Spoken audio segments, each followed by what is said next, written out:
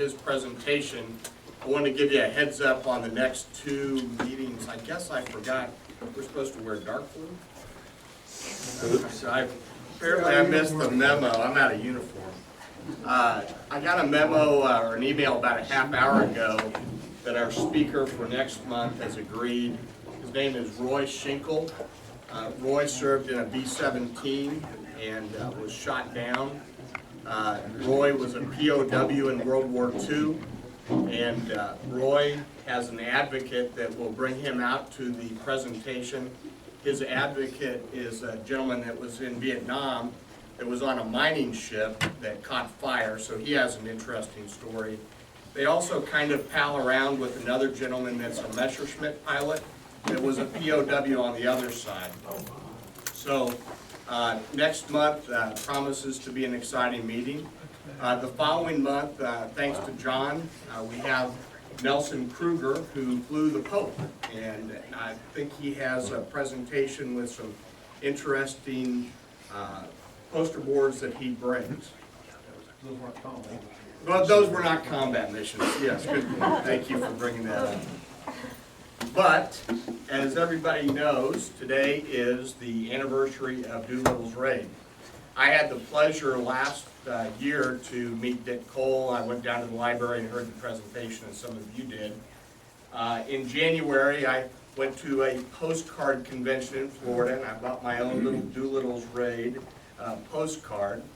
And the postcard says on the back, on April 18th, 1942, Lieutenant Colonel James Doolittle led 24 B-25 Mitchell bombers from the deck of the USS Hornet on a daring one-way mission to Japan and land in China. A huge success, this action won Colonel Doolittle the Congressional Medal of Honor. And as you all heard earlier, Colonel Doolittle will be with us at our air show, which is pretty exciting. Cole will be at our show. Can you take that off the video? Dick Cole, his co-pilot, will be there. So today is April 18th, and we have our own historian, Jim Stella, and he is going to present on Doolittle's Raid. There are only 16 planes.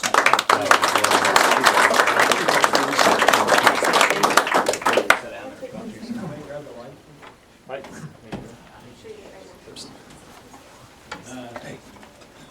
Followers are saying my name is Jim Stella. I have a little hydro-orbit problem. Been hanging around, been doing this for a long time, about 30 years now. I started with a new organization on the B-25 here in Kansas City. Those who don't know that, it's Fairfax Ghost, longest group in Kansas City Warbirds. Warbirds were a little group here in town. We didn't compete with the CAF, we like to play along with it. Our airplane was the Fairfax Ghost, obviously named after the plant, so the plant was built.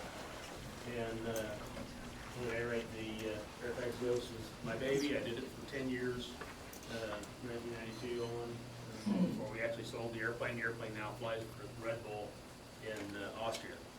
So, Excuse me, Jim, do you have your mic on? I think I do. No, you don't. You're 10-1. There you go. Dark, no light. We have the battery. There it is. How's that? There. Everybody hear me now? No. No? Okay. I'm not gonna do it again. So today I am here to actually talk to you about what became known to the Army as Special Aviation Project Number 1, or as we've come to know it, the Doolittle Raid on Tokyo. So first thing I'll give you is a little bit of history.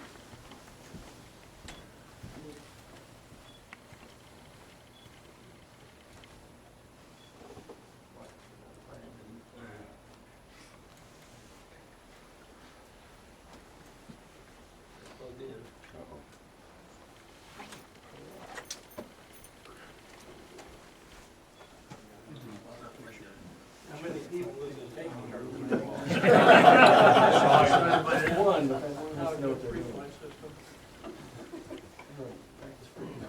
Tried to pre-flight this last week. Worked last week. For audio.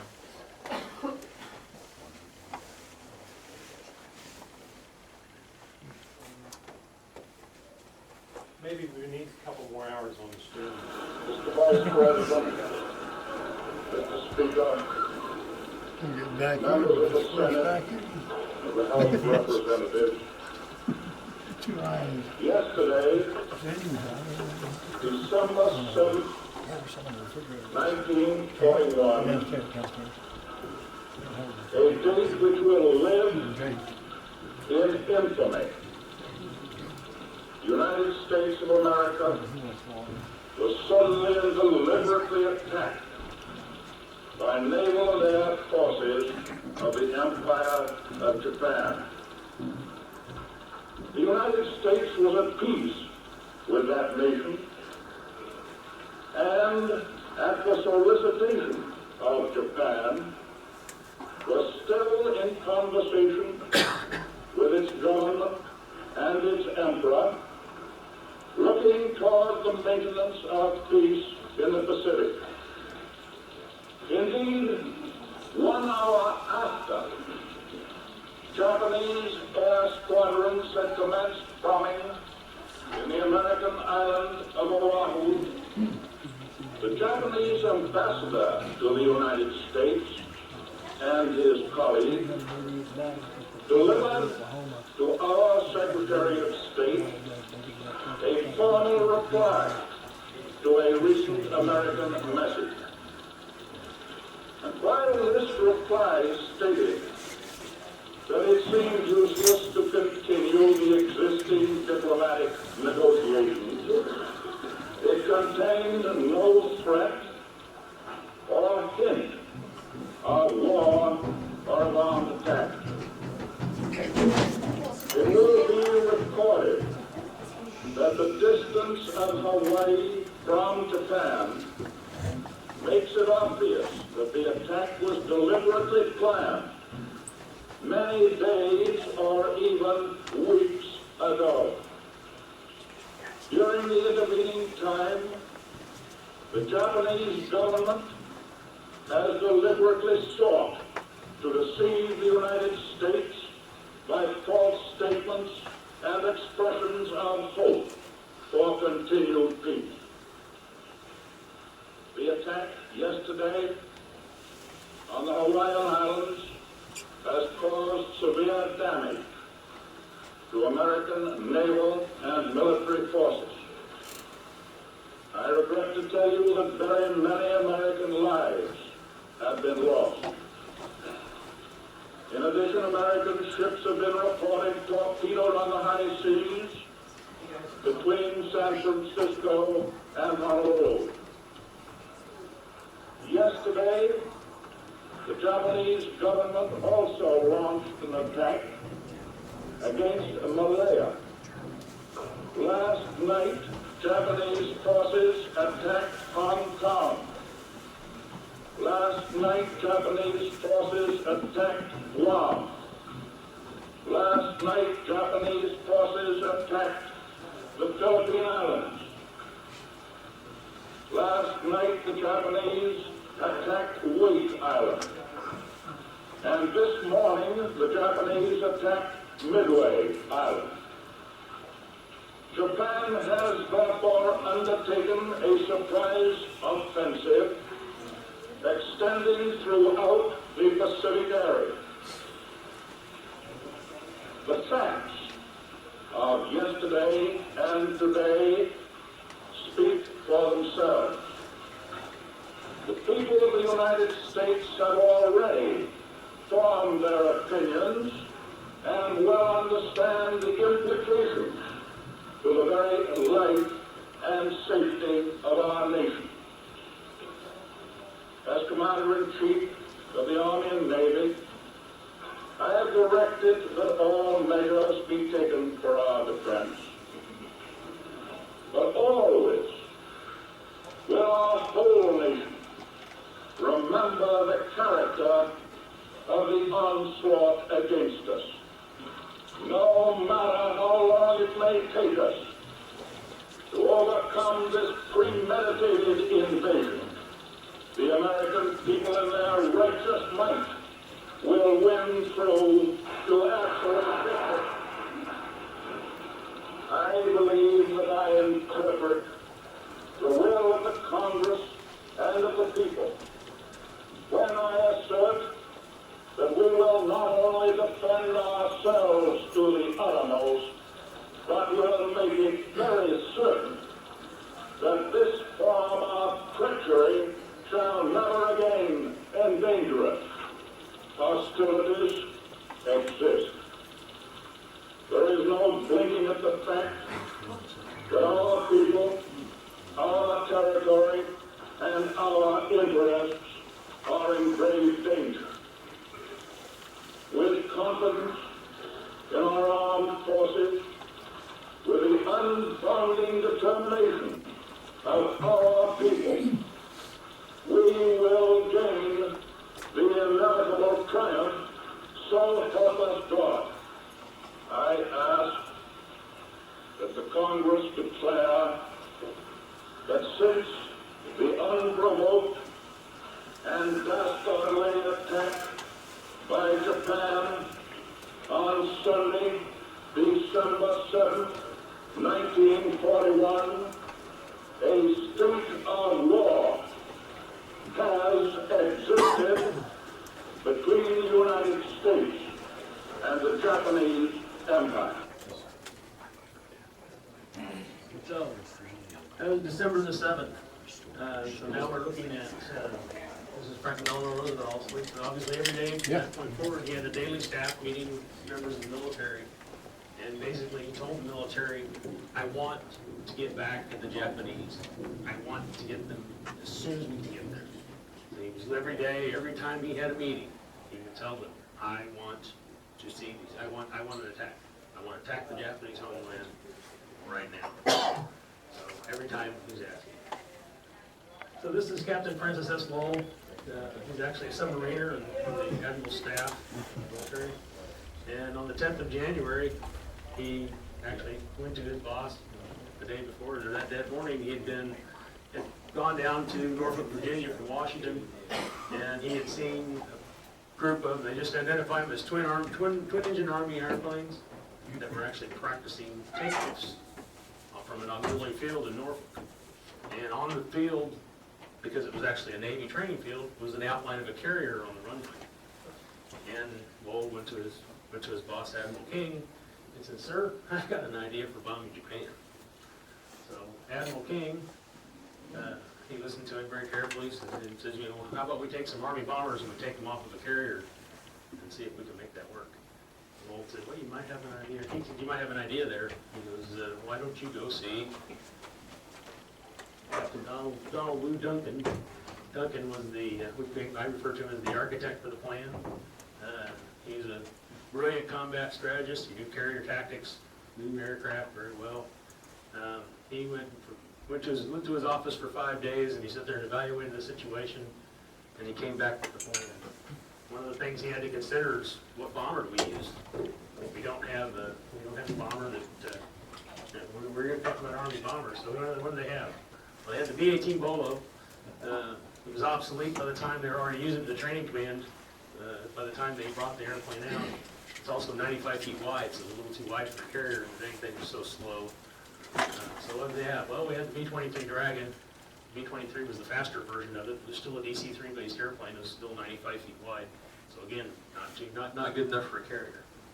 The other airplane they came up with, the B-26 Marauder.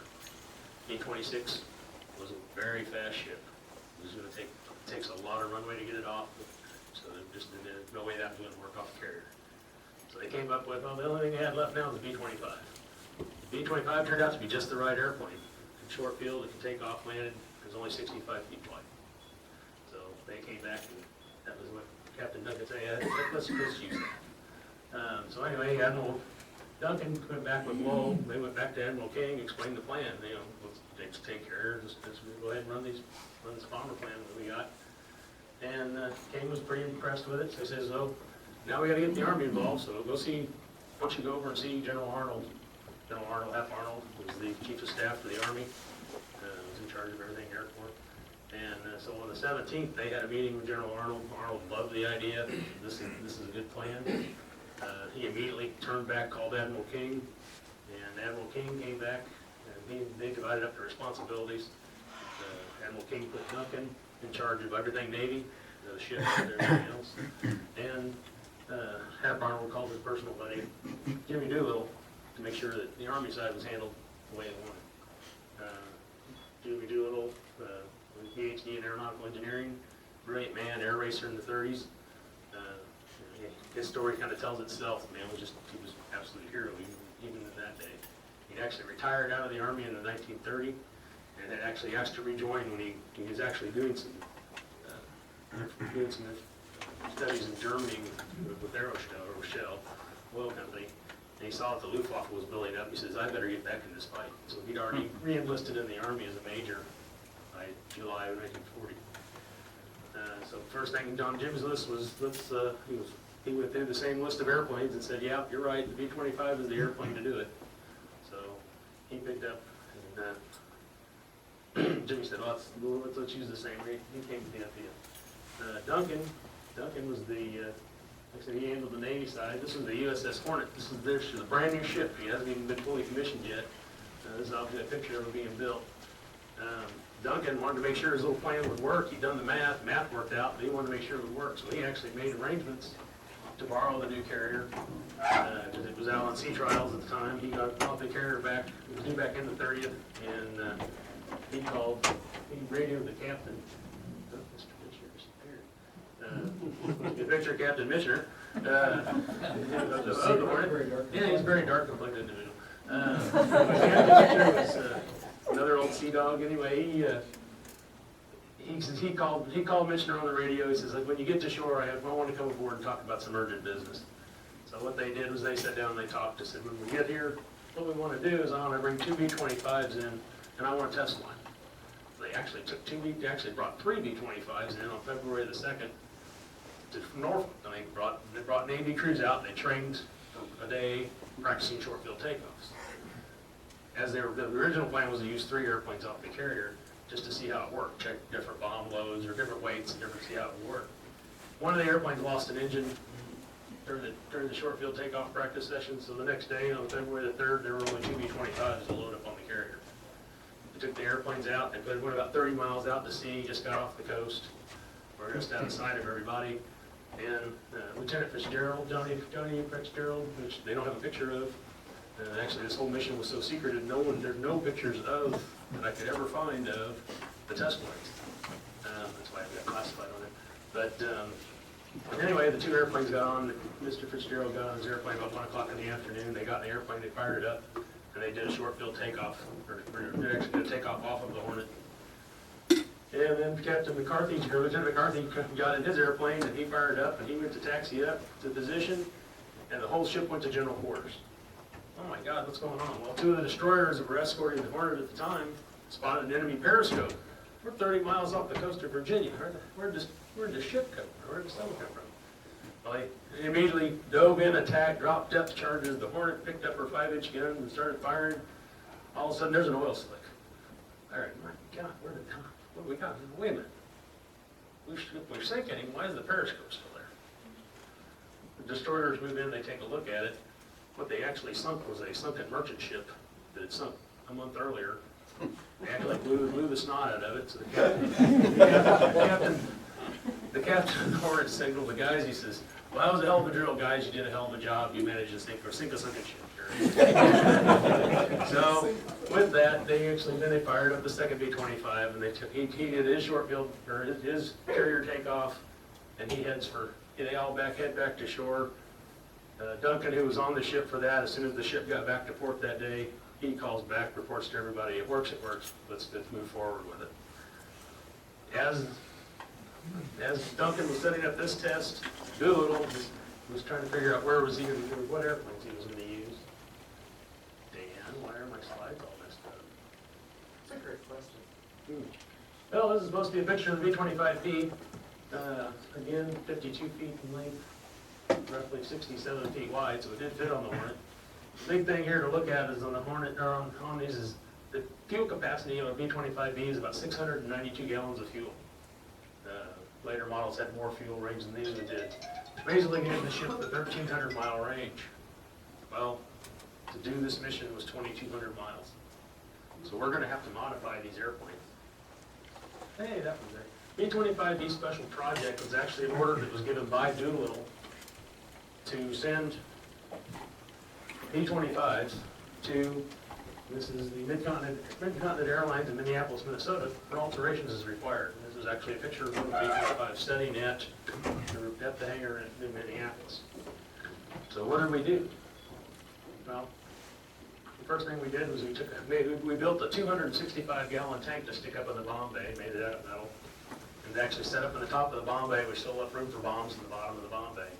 The other thing we did was we added a 160-gallon fuel bladder, rubber bladder, over top of the bomb bay. Those of you who have ever been in a B-25, there's a crawlway between the front and the back of the airplane. The crew can go back and forth front and back of the airplane. So the 160-gallon tank was designed to get up there, we burn that fuel out first, the tank collapses, gets out of the way, so by the time we get into combat, the crew can get where they need to go.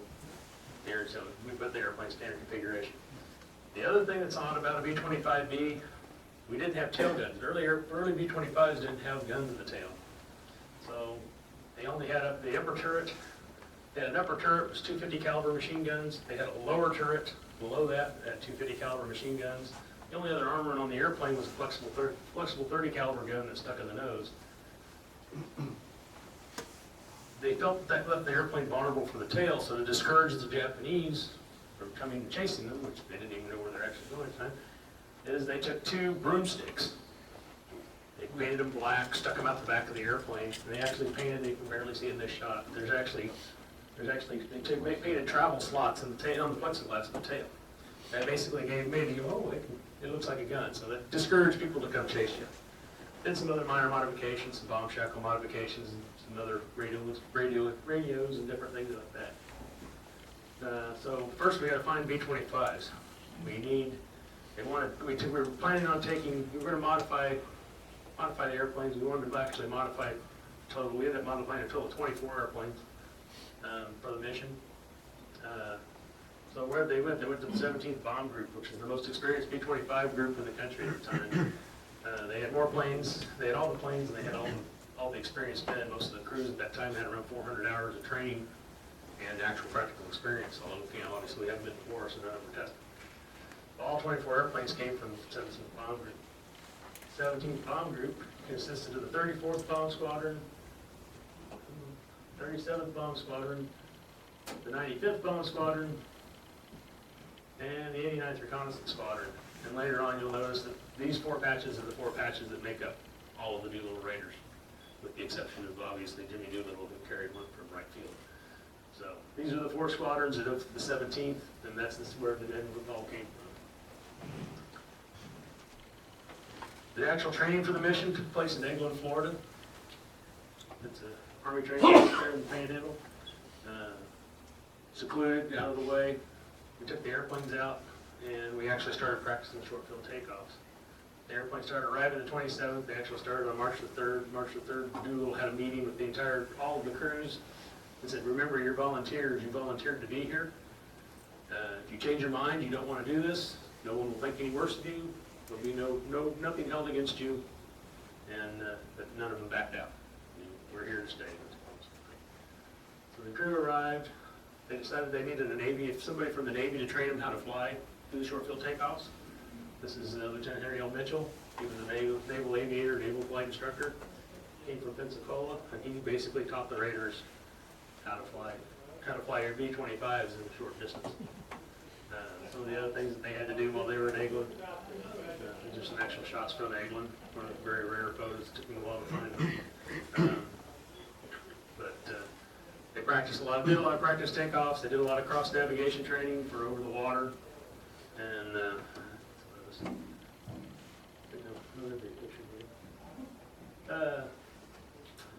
we found one picture of the B-25. One of the things we need to do is we need to make sure that we got all this extra fuel on the plane. We need to be able to make sure we're burning it the best we can. And these guys started tweaking the carburetors and getting the airplanes run their absolute longest distance they can on the fuel they had. The other thing was the airplanes were here in Florida, the generator replacements, the engine spark plug replacements, the general maintenance on airplanes. We got down to England, we still got modifications to make to the airplanes. The original 265-gallon tank we just installed in Minneapolis leaked like a sieve. pool we constructed. So they immediately said, okay, pull them out. We put a 225 gallon bladder in place of it. And then we also installed the icer boots just in case the airplanes were gonna end up in Russia. It was still one of the possibilities, we were gonna go to China, we were gonna go to Russia. The lower turrets, that I talked about earlier. It's retractable lower turrets, hydraulic powered, they actually retracted up into the bottom of the airplane. They had trouble with them. The other thing is this little periscope all down here, in order to shoot this gun, you had to literally get on your knees, get down on your knees, look through a periscope, back between your legs, and shoot upside down and backwards. One of the guys down there, one of the armorers down there said it would be easier to train somebody from scratch to play the violin well enough to play in Carnegie Hall than it would be to shoot somebody down with this gun turret. So they said, you know, that's 260 pounds we don't need. Get rid of it. They pulled all the turrets out, all 24 airplanes. The other thing they did, this is the North bomb sight. Everybody's seen the pictures, the North bomb sight. Back in the 40s, this is a $10,000 piece of equipment. It's also top secret. Damn things were good below 10,000 feet. So we took these turrets out, we took these guys out, and we put this guy in. This is what's known as the Mark Twain bomb sight. It cost about 25 cents to build this thing. They built them in the shops at Eglin. It's basically a protractor, and you did some calculations, and you figured out what angle you needed to be at for the altitude you were at, and the speed you were going. And they think it was basically like a rifle, looking down a barrel of a rifle. They were actually able to make better low altitude bomb drops with this guy than they were with the big $10,000 bomb sight. It also saved the chance of ever losing the $10,000 bomb sight over Japan when you're getting ready to go fight them. Over the course of training, we lost 2 airplanes. This is the first airplane. It was actually on a cross-country flight. It actually left Eglin and flew to Houston, Texas. And we got, yes, it had a shimmy damper failure. The airplane was damaged, but could not be repaired in time, so this one was out. So now we're down to 23 airplanes. Then late in the training, one of the guys actually stalled an airplane during a short field takeoff, destroyed this airplane, actually was written off, never to be seen again. It actually broke its back. And Lieutenant Miller, our Navy guy, he was actually on board this airplane when it did. Nobody got hurt, but the airplane's pretty dinged up, so the airplane was written off. Okay, we finished our training. We were only in Florida for 3 weeks. Spent 3 weeks in Florida. We got all trained up, we're ready to go. Now we're going to go cross country. We can go cross country and leave there, and Doolittle told them, don't tell anybody what we're doing. It's a secret. So around March 23rd, we actually started a cross country. We ended cross country and said, do it low altitudes. What you guys are doing when you're in combat. So these guys were hedge hopping. 100 feet was basically the maximum. They actually flew from Eglin all the way out to Sacramento, California. Once the airplanes in Sacramento, they did the final field checks for the airplanes before they went. They actually installed all new propellers because the sand in Florida had destroyed, pretty much ate the propellers up. They also put a 60-gallon fuel tank where that turret was. That 60-gallon fuel tank actually had a filler neck on it. They carried an extra 10 gallons of gas in 5-gallon cans. And the rear gunner had to say, once he had to take the cans once the tank was burned down and refill the tank. So that gave them a chance to have a little more gas. The other thing they took out was another 230-pound liaison radio that was in the back of the airplane. Thing was another, again, dead weight, because we're going radio silent the whole mission. We don't need it. When they hung the new props and mechanics in Sacramento, which were all private mechanics, they're all civilian mechanics, took the airplanes out to run them. Well, all the adjustments that we made on the carburetors made the things almost impossible to start unless you knew the techniques. Well, the mechanics would get them started, backfiring, banging away. The guys were going crazy, tearing up my airplane. Well, Doolittle actually caught one guy ready to riot act from that point forward. Don't touch my airplanes. Some of the things that they were trying to do there is they were trying to replace some various parts that were trying to get there from the factory. One of the things they were trying to change was some of the navigation windows. The navigator, they were originally plexiglass, they want to change them to glass. They didn't get here from North America in time. So we got done, they said, okay, Doolittle told the guys, pick up your planes, let's get them over to Alameda. So they flew them over to Alameda to load up on the Hornet. So when they landed in Alameda, we had 24 airplanes. Well, we can't put 24 airplanes on the Hornet. So they said, okay, first 15 airplanes that land, they came in, Doolittle asked them, says, how's your airplane? If you complain about your airplane, they sent you to the hangar, your airplane stayed. First 15 airplanes that landed, that didn't cry about their airplane, the Navy immediately towed them down the wharf and put them aboard the Hornet. And I said 15, that's because the original mission plan was only for 15 airplanes to go. This is actually, at the end of the deal, Doolittle told the guys, he said, you know, none of you've ever seen a carrier takeoff. Maybe I ought to take one more airplane just to show you it can be done. We'll get about 100 miles out to sea and we'll let him launch. So they put a 16th airplane on the ship. And they actually took 16 airplanes the next morning. So there they are loaded. This is actually a shot 30 seconds over Tokyo. But that's how they got them on. They hooked them on a hoist and hooked them up on the deck. So they were planning on that 16th airplane to be a test piece. When they got talking to the crews, they said, we know it'll work, we're not worried about it. So now we're going to take 16 airplanes on the mission.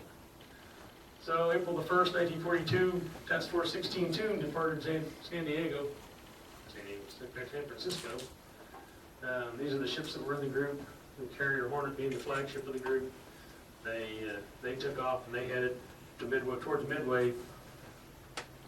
And as soon as they left the harbor, this is the Doolittle 8. Didn't have a name on it, it was still 8. They actually brought the parts in from them. They actually showed up late. They brought the parts over from San Diego, or from Sacramento.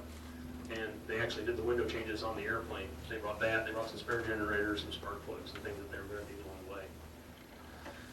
Every day aboard the ship, they had briefings for the crews, for these are mostly the officers, where intelligence reports from the Japanese. Don't get caught because the Japanese don't like us. They're not very good people. They're going to shoot you, kill you, rather than talk to you. So basically, those briefings are every day, not like this briefing, it was more than to death. Meanwhile, out on the deck, these are some of the shots of the ships as they were making way. Lieutenant Thatcher and some of the guys, the sergeants in the Navy, they were all trying to keep the airplanes in top shape for the whole trip. And at the same time, the Navy had to take care of their own airplanes, so they were bringing their airplanes up. Here's another good shot of those tail guns that we talked about earlier. Again, they're all fake, they're just there for show, but they must have worked because nobody tried to shoot at them. Had to lash them down because it was a pretty nasty day. Anyway, this is as we sail across, trying to get the ships there. Like I said, on the Hornet, they're doing regular maintenance. You can see the airplane here is running. They ran them up almost every day. They still had problems. They would have to, the maintenance crews, they had generator failures, spark plug changes, oil changes, things that had to happen along the way. While they were doing this, this is started Ed Saylor, excuse me. Saylor was the crew chief engineer gunner for number 15. The airplane was affectionately called TNT. During one of these routine checks, he pulled a magnetic sump plug off the back of the engine. Attached to this magnetic sump plug were 2 clips, little C clips, that basically held part of the generator, or part of the supercharger gearing reduction in the back of the engine. Mismanufactured, some other stuff I won't get into. Anyway, the whole point of that was General Doolittle, he went to Doolittle right away and said, I've got a problem. Doolittle basically said, can you fix it? And he said, well, I've never done it, but yeah, I can fix it. He goes, well, if you don't fix it, you got to push it over the side. He goes, we don't have time for broken airplanes. So he and the Navy pulled the engine off the airplane. It's not a very commonly told story, but he pulled the engine off the airplane on the deck of the carrier, stowed everything that might run away because we don't have any spare B-25 parts. Took the engine down below, effected the repairs, and moved on. So then they got done, they're getting ready to take it back up on deck, put it back on the ship, and they get ready to run it up. And the pilot asked him, says, well, will it work? He said, well, I didn't have any parts left over. So, like most of us mechanics, everything works left over, it must be okay. I got everything, all the big pieces back on it. So they get it back together, airplane's good to go. About April 12th, they meet with Task Force 16-1. Task Force 16-1 is the USS Enterprise. She came out of Pearl Harbor, and this is her her group of carriers and cruisers and destroyers. They basically got together on the 12th of April, and they were all under the command of Admiral William Bull Halsey, who was the commander of the entire group. He's kind of a no-crap guy. He didn't. Either we're going or we're not. We're going to get this done or we're not. So he basically ramrodded the whole event from that point forward. It's actually some historians that refer to this as the Doolittle Halsey raid, although Halsey really had nothing to do with the actual raid. These are actually the pictures. This is actually a picture of it ready for takeoff. This is actually the 16th of April. 16th of April, they actually pushed the airplanes into their launch positions, fueled them up because they didn't know the Japanese could be over the hill any minute. So at the same time, there'll be some crew pictures I'm going to show you here in a minute. And basically this same day on the 16th, they took the crew pictures of all the crews. And so the 16th was kind of a busy day, kind of, I would call it media day. The other thing is when they got everything in position, Doolittle's airplane was in front of the group. There was only 467 feet to the end of the carrier. So this was going to be a short field takeoff. That was like on the 17th of April, they were moving closer into the target area. Admiral Halsey ordered everybody to hold back except the cruisers and the carriers. The destroyers and the oilers left behind. There's no sense in taking everybody and risking everything. This is actually airplane 16 when they were in final position. His wheels are at the back edge of the deck. His tail's hanging off the back. They actually couldn't even load this airplane until everybody else started taking off. So, kind of give you a position how tight it was. Also on the 17th, this is what they called the medal ceremony. In 1908, the American Navy cruised into Tokyo Bay. Medals were given to the various Navy crews to commemorate the addition. Well, over the time, we knew, and once the war started, we knew that those medals were, those people didn't want those medals anymore, and now we're going to fight with the Japanese. So they forwarded them through the Navy command and said, hey Jimmy, could you return those in the proper fashion? So they affixed them to the tail fins and some of the bombs and said, here you are, returned with interest. So now we're 7:45 in the morning of the 18th. Everything's going along fine. Here's a Japanese picket boat. Mito Maru, part of the little Japanese fishing boat, doesn't look like much. Well, he has a big radio. He called home and said, hey, there's 3 carriers out here. Well, he misidentified everybody. So, between it and 2 other picket boats, the cruiser Nashville spent over 900 rounds of ammunition to sink 3 little bitty ships. Not the best marksmen in the world, but, they are the Navy. But boom, we finally got done. So there he is going down. Well, so the order came, Army pilots, man your planes for immediate takeoff. So here they are getting their final ammo, everybody ready to go. We're going on extra gas, get your stuff, let's go. So here we are in the morning, that's Doolittle, flagman getting there ready to take him off. And you'll see the center stripe, the actual center line of the carrier is over here. These 2 stripes were added. The one for the left is the main gear tire. The one for the there's the nose gear tire that actually kept them when they were ran down those lines. The right wingtip ended up missing the island by 4 feet. Yeah, a little bit tight. And because of the island, as the airplanes took off, we couldn't start further back because we still had to miss the island. So everybody pulled up. So everybody did 467 to 500 feet takeoffs. Wow. So this was actually a shot from the nose of the ship. Very rare shot. I think I found it about 3 places. And there goes Doolittle. This is probably the most infamous shot of all of the Doolittle Raider pictures. It's been on magazine covers and everything else, but there he goes. So 1 down, 15 to go. We get them all through here. Most get off without incident. Number 16 that I showed you was pushed off the back of the ship. They actually fired the airplane up, started to taxi forward. Well, as they taxied forward, the ship was heaving to and fro and everything else. Well, the aviation machinist mate Robert W. Wall slipped on the deck and chopped his arm off.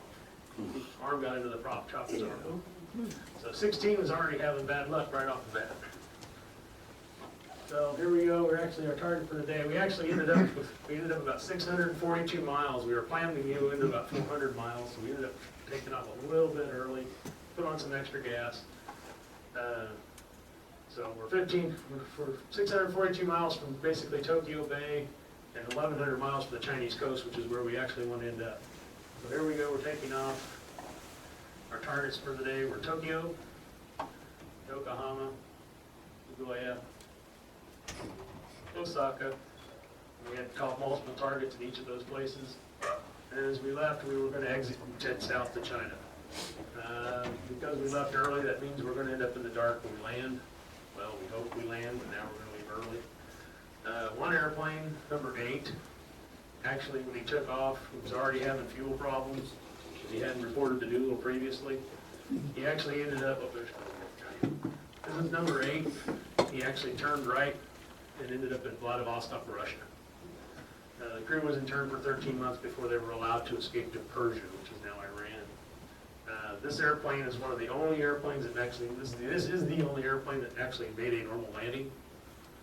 And as he landed, the Russians captured the airplane. The airplane supposedly survived until about 1950 and was destroyed in a hangar fire. People have gone around looking for this airplane, or even pieces of it.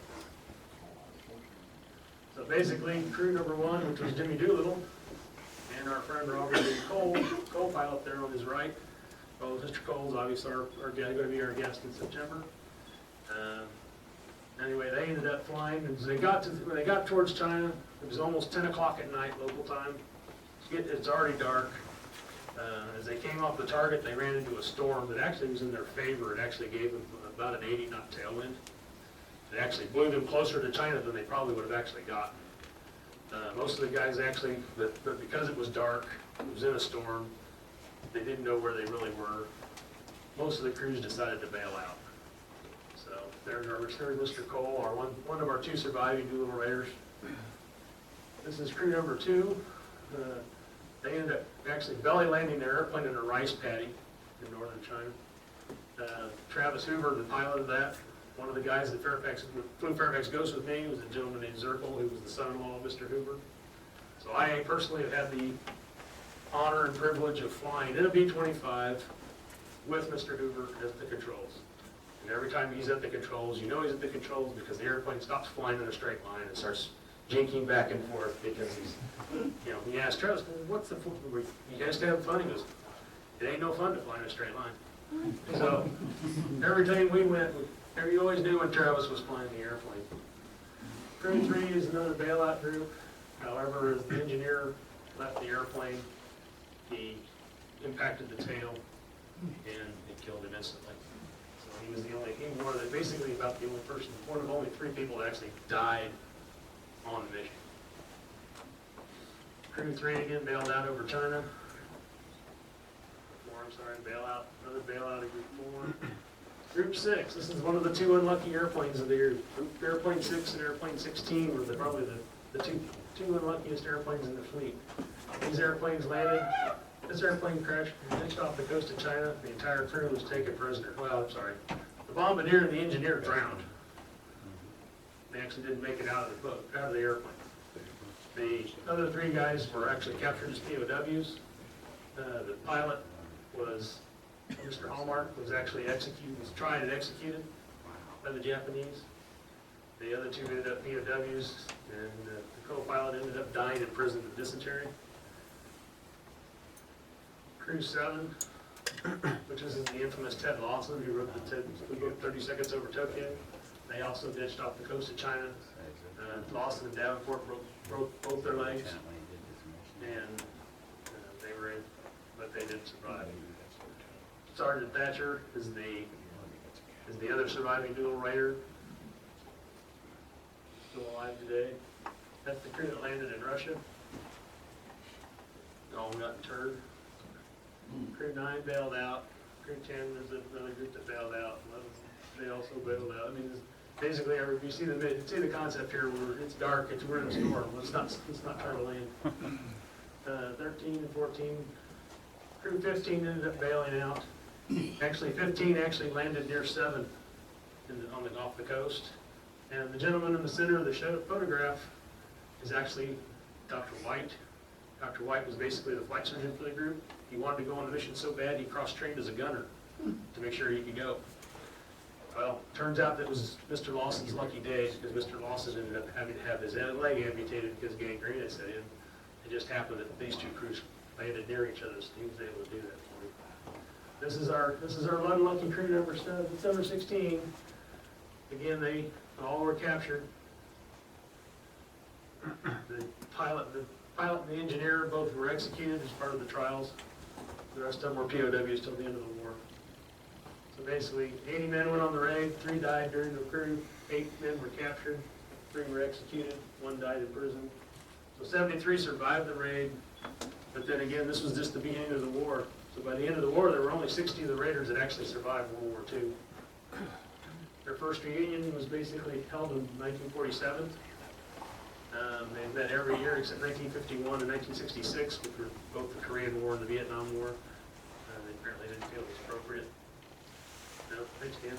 This is the B-20. This is supposed to be a picture of the B-25 that's on display at Wright-Patterson Air Force Base. The airplane was actually rebuilt by North America in 1958, presented in Las Vegas to the Raiders. Then the airplane was flown by Doolittle and Travis Hoover to Dayton. It was actually flown to the museum. These are the infamous silver goblets.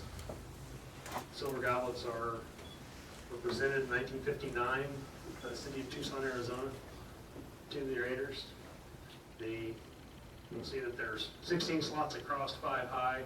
That's each 5-man crew in each airplane, 16 airplanes.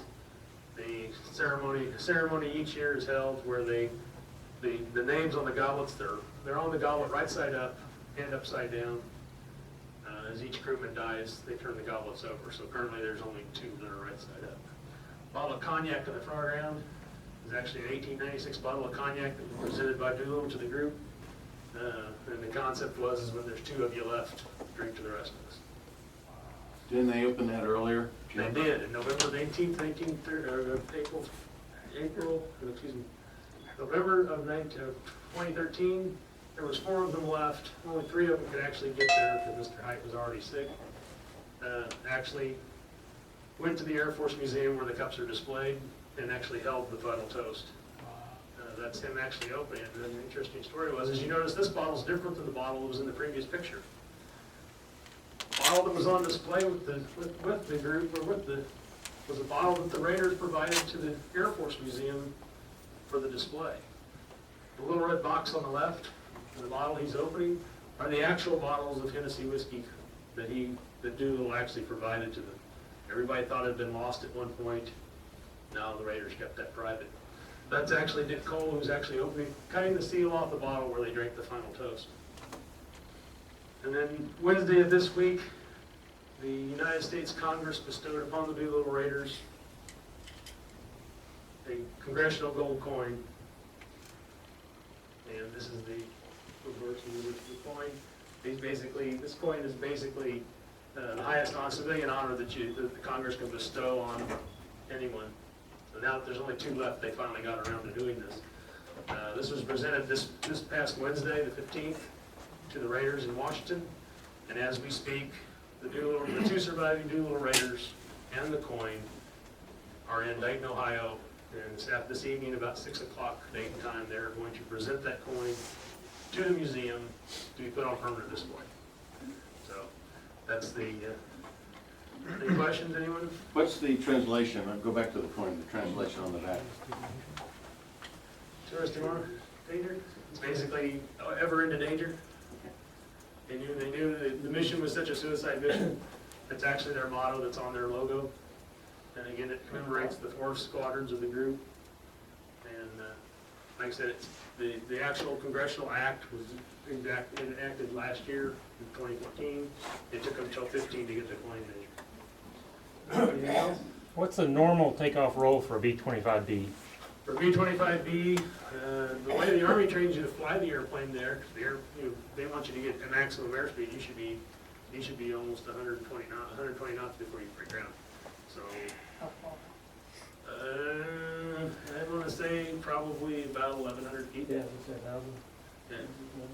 1,000, 1,100 feet. So less than half the normal distance is what Right. we're The other talking thing, one of the things that they talked about in as they trained, they were teaching these guys. They put them full flaps, and they maximum angles, and they basically got the airplanes off. I think the record of the group in England was 280 feet.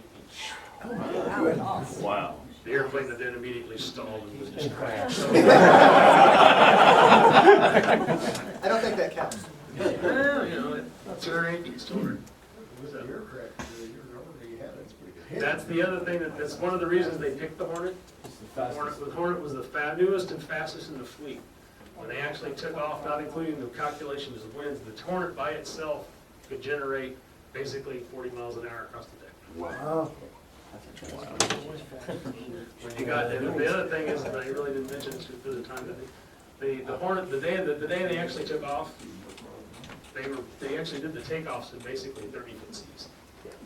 The ship was actually, there's actually pictures of the ship that it coming all the way out of the water. You can see the full bow of the ship. And then they actually, the ship almost went all the way to the deck line into the water. So they actually had the guy that was waving them to launch them, had them to full power, sitting there on the deck with the brakes locked. And he had to time, it's the way the Navy works. They timed it to where on the way back up is when we start rolling. Which plane took off without the flaps? I believe that was number 7, which was Mr. Lawson.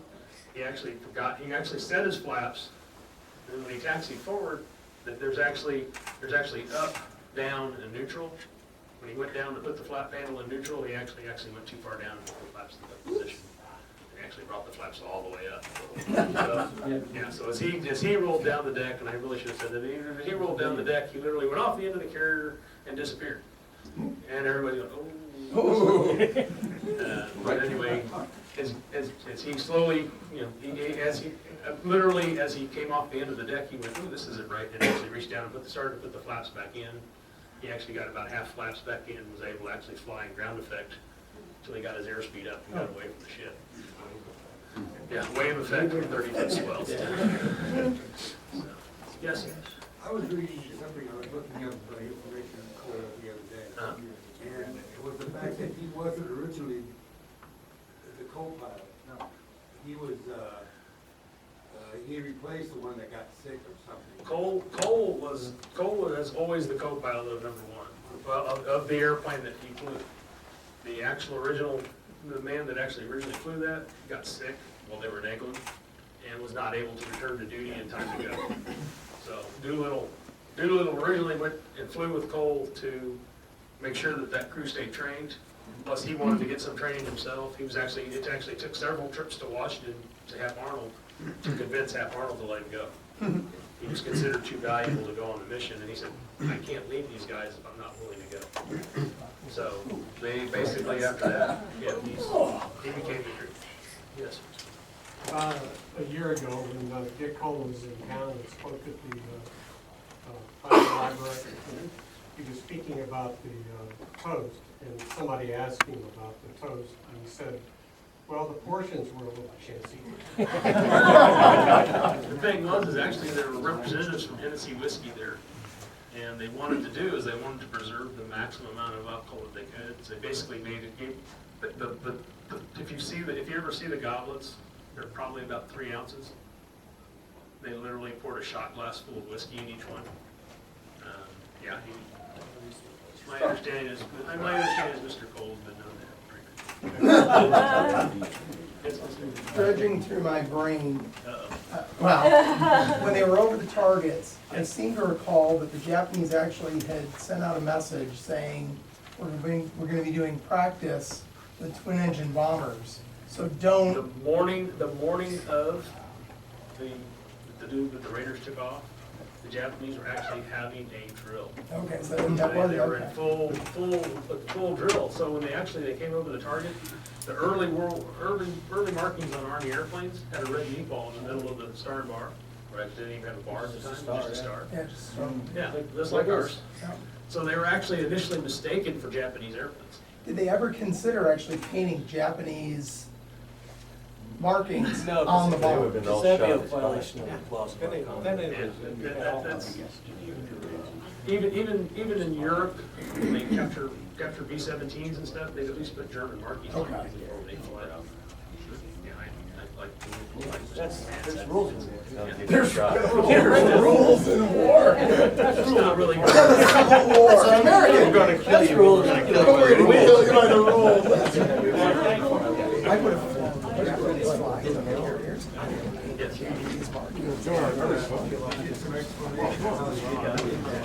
We did do That's too soft. Yes. Soundstage. They've got a They whole had map. 3 aircraft in there, on all the rest of them painted on. Before we break for lunch, I want to, just a couple of things. Oh, that's all right. I was going to say, you might mention a little bit about those two items, maybe mention a little bit about the B-25 project, and then we'll thank you officially. Right. Anyway, my partner Dan Desko here, he's here in Wisconsin, and lived. I did job. And John McCall, our photographer. We actually formed a little group outside of the CAF. We actually call it B25historyproject.org.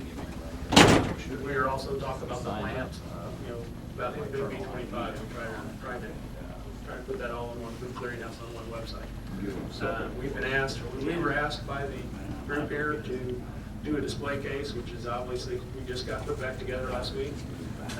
So back there in the back is a display case of our B25's information. And then for the day, I brought, this actually is a painting off of my wall at my house.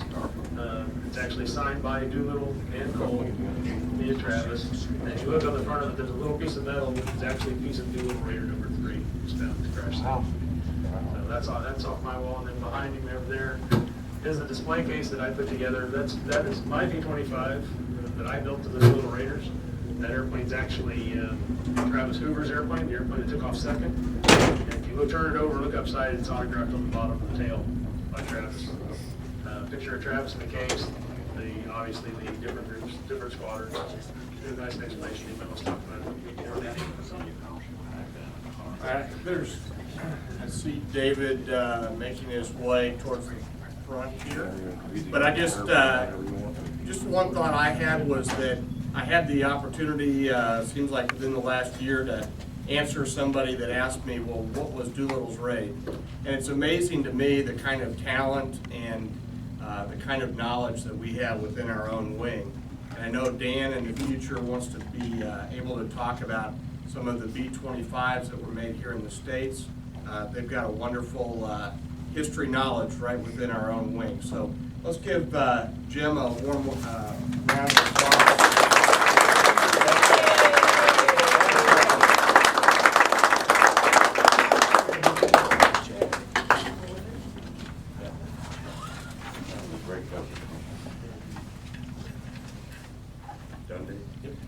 Okay, you're not done yet, Stella.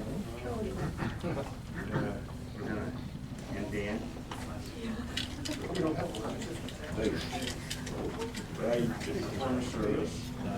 I was gonna, just so you know, I was gonna give a whole nice presentation about B-25s and how they're built in Fairfax and stuff, but I forgot that he's a little long-winded. After we got up to 120 slides, we said, we'll have to come back again later. Well, bear with me a second while I fumble this over. Always be prepared, like I said. Okay, and even though it's two of our own, we do want to recognize their contribution and their efforts. And you guys have already seen this. You guys know what challenge coins are. Again, though, I feel I must give you the same disclaimer and admonition that I give everyone that gets one of these. If you walk into a bar and you see one of us in there, you better have your challenge coin. Because you know what happens if you don't, right? You pay for the drinks. Okay. We just won't go to a bar.